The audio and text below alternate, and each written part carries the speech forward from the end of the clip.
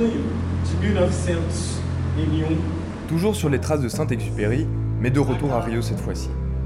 Nous sommes au musée Science et Vie, où l'exposition La Terre en héritage, sauver la planète du Petit Prince a débuté depuis le 11 novembre dernier. Desenhista, poeta. Antonio est un comédien de théâtre. Le musée lui a proposé il y a quelques mois de participer à l'exposition.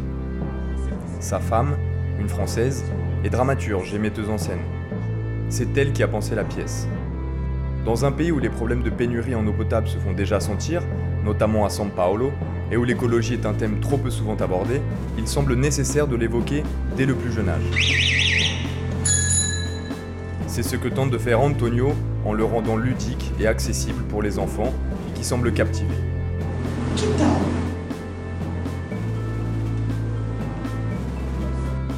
Entre histoires contées, messages écologiques subtilement placés et ateliers pratiques, le but est de former les jeunes esprits de ces futurs adultes à la préservation de la planète.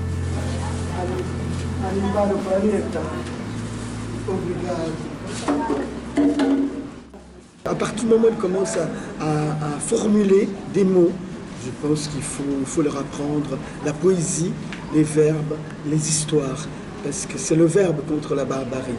C'est-à-dire qu'à partir de la langue, des mots, des histoires, on peut créer un univers peut-être pour eux, parce que nous on ne sera plus là, pour eux plus agréable. C'est un texte qui ne va jamais vieillir.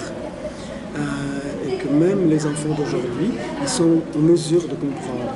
Il suffit de les guider, de montrer que par le dessin, par l'écriture, par le rêve, de rencontrer des choses, des personnages, parce qu'en fait, ce sont des personnages de rêve. Comme vous avez vu dans l'exposition, il y a un panneau qui est l'enfer et l'autre qui est le paradis. Et pour l'enfer, on a essayé notre dramaturgie, on a mis toute la poubelle. On a jeté une poubelle par terre et les enfants m'aident à tout ranger. Donc ils comprennent là, c'est un geste. Un enfant, en plus de leur dire quelque chose, de lui dire quelque chose, il faut leur montrer. Et je pense l'exemple, il nous manque un manque d'exemples, de bons exemples aux enfants. L'œuvre principale d'Antoine de Saint-Exupéry est tout à fait adaptée à l'exercice, car marquée par les préoccupations écologiques de l'aviateur, explorateur, écrivain, véritable visionnaire pour son époque.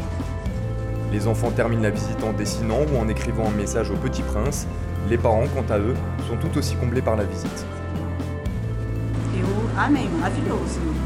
E trazer as crianças a este local, conhecer a história do Pequeno Príncipe, vai marcar na vida deles, eles aprenderem a prática de não sujar, né, manter tudo muito limpo e tudo fica reciclável. O museu hoje está trabalhando essa parte aí e a gente viu aqui ele fazendo a parte de jogar o lixo e todos cooperarem para tirar, muito importante.